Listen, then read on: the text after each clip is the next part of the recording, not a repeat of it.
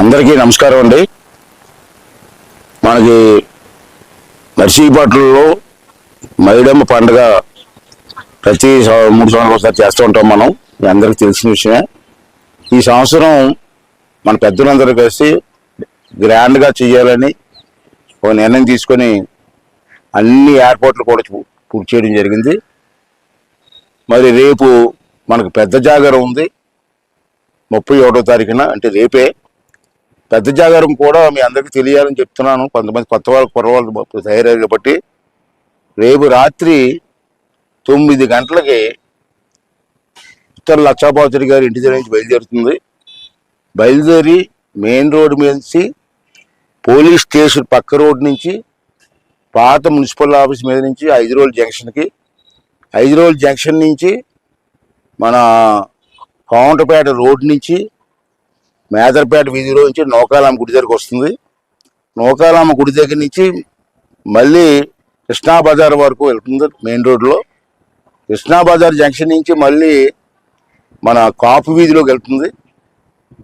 కాపు వీధిలోంచి మసీదు పక్క నుంచి కాపు వీధిలోకి వెళ్ళి అక్కడి నుంచి మళ్ళీ మా తారక కృష్ణ గారి ఇంటి పక్క నుంచి, అంటే అక్కడ ఆ వీధి ఒకటి ఉంది లాస్ట్లో, ఆ వీధిలో నుంచి వచ్చి లక్షాపాత్రి గారి ఇంటి వెనకాతల రోడ్ నుంచి మళ్ళీ వెలంపేట రాంకోల్ వరకు వచ్చి తెల్లవారుజానికి ముగుస్తుంది. తెల్లవారుజామున 5-6 గంటలకు ముగుస్తుంది రేపు రాత్రి జాగరం. దాన్ని పెద్ద జాగరం అంటాం.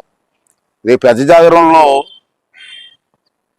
వివిధ రకాలైనటువంటి డ్యాన్స్ ప్రోగ్రామ్స్, నేల డ్యాన్స్ అంటారు, రోడ్డు మీద డ్యాన్సులు కానివ్వండి, అలాగే 6 స్టేజ్ ప్రోగ్రామ్స్ ఉంటాయి. 6 స్టేజ్ ప్రోగ్రామ్స్ కూడా మంచి ప్రోగ్రామ్స్ పెట్టాం.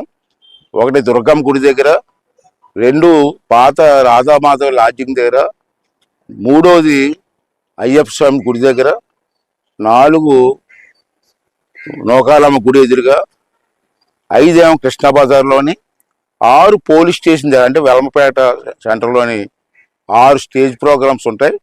ఈ 6 స్టేజ్ ప్రోగ్రామ్స్ కూడా మంచి మంచి ప్రోగ్రామ్స్ పెట్టారు మన వాళ్ళందరూ కూడా, కమిటీ వాళ్ళు.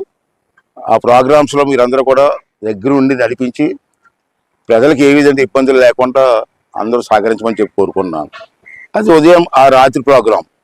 మళ్ళీ పండగ రోజు అంటే 1వ తారీఖు, అది మనకు ముఖ్యమైన పండగ. ఆ పండగ సాయంత్రం మనకి 3:30 గంటలకి నర్సీపట్నం లక్షాపాత్రి గారి పాత ఇంటి దగ్గర నుంచి బయలుదేరుతుంది. బయలుదేరి మెయిన్ రోడ్డుకి వస్తుంది.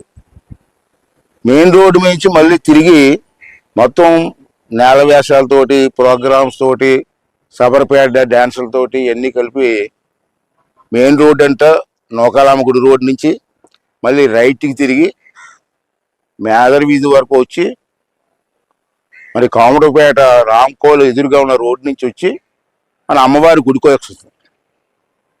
అమ్మవారి గుడికి వచ్చేటప్పుడు మనకి సుమారు 7-7:30 అవుతుంది. రాత్రి సాయంత్రం 7-7:30 కల్లా సంబరం అమ్మవారి గుడికి వస్తుంది. అమ్మవారి గుడిలో ఒక అరగంట ప్రోగ్రాం ఉంటుంది. అమ్మవారికి నైవేద్యం కానీ పూజలు కానీ ఉంటాయి. 7:30 తర్వాత మందుగుండి సామానం మనం ఇప్పుడు మాదిరి కాలుస్తున్నాం. ఈసారి భారీ ఎత్తున ఏర్పాటు చేసాం. మందుగుండి సామానం కూడా రకరకాల ఐటమ్స్ పెట్టాం. అంచేత అందరూ కూడా వచ్చి మందుగుండి సామాన్ని కూడా తిలకించి మాకు సహకరించవలసిగా కోరుతున్నాం. ఎవరు కూడా తొక్కులాట లేకుండా అందరూ సహకరించండి. ఇది మన పండగ, మన ఊరు పండగ, బ్రహ్మాండంగా చేసే పండుగ కూడా అందరూ సహకరించమని చెప్పి కోరుకుంటూ, కానీ నర్సీపట్నంలో ఉన్న నాయకులు కానీ పెద్దలందరూ కూడా ఇంట్లో కూర్చోకుండా సమ్మర్లోకి రెండయ్యా 3 సంవత్సరాలకు ఒకసారి జరుగుతుంది. అందరూ వచ్చి సంబరాన్ని జయప్రదం చేయవలసిందిగా ప్రతిభాన్ని కోరుకుంటూ, అలాగే కమిటీ వాళ్ళందరూ కూడా గుడి దగ్గర ఉంటారు.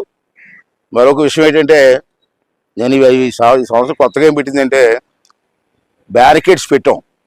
ఎవరికి ఇబ్బంది లేకుండా తోసుకోకుండా అందరూ కూడా బ్యారికేడ్స్లోంచి వచ్చి కొంచెం ఓపికగా అమ్మవారిని దర్శించుకుంటే ఏ గొడవలు ఉండవు. తర్వాత మా కమిటీ వాళ్ళు నిర్ణయం తీసుకున్నారు. ఏంటంటే నిర్ణయం అంటే 70 సంవత్సరాలు దాటిన ముసలి వాళ్ళకి వేరేగా రూట్ పెట్టమన్నారు. మామూలు అందరితో వెళ్ళలేకపోతున్నారు కాబట్టి అంటే ఇక్కడ ఈ రైట్ సైడ్ నుంచి సెపరేట్ దారి పెట్టాం. ఆ దారిలో కేవలం 70 సంవత్సరాలు దాటిన వాళ్ళు మాత్రమే వెళ్ళాలి.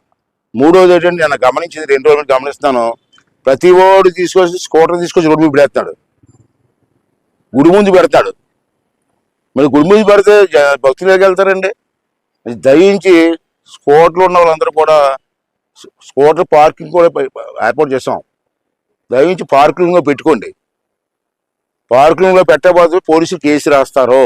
మూడోది ముఖ్యమైనది ఏంటంటే ప్రతి ఓడి జోళ్ళతో వచ్చి గుడి ముందు జోళ్ళు వదిలిసిపోతున్నారు గుడిలోకి. అంతే జోళ్ళకి కూడా ఒక స్టాండ్ ఏర్పాటు చేస్తాం. మన కళ్యాణ మండపం ముందు టెంట్ వేసి పెట్టాం. అక్కడ జోళ్ళు పెట్టి గుడిలోకి వచ్చి దర్శనం చేసుకొని వెళ్ళేటప్పుడు జోళ్ళు తీసుకెళ్ళండి. మీరు గుడి ముందు జోళ్ళు పెడితే జోలు కనపడతారు. ఇప్పుడు ఎవరు నడుతారు జోళ్ళు?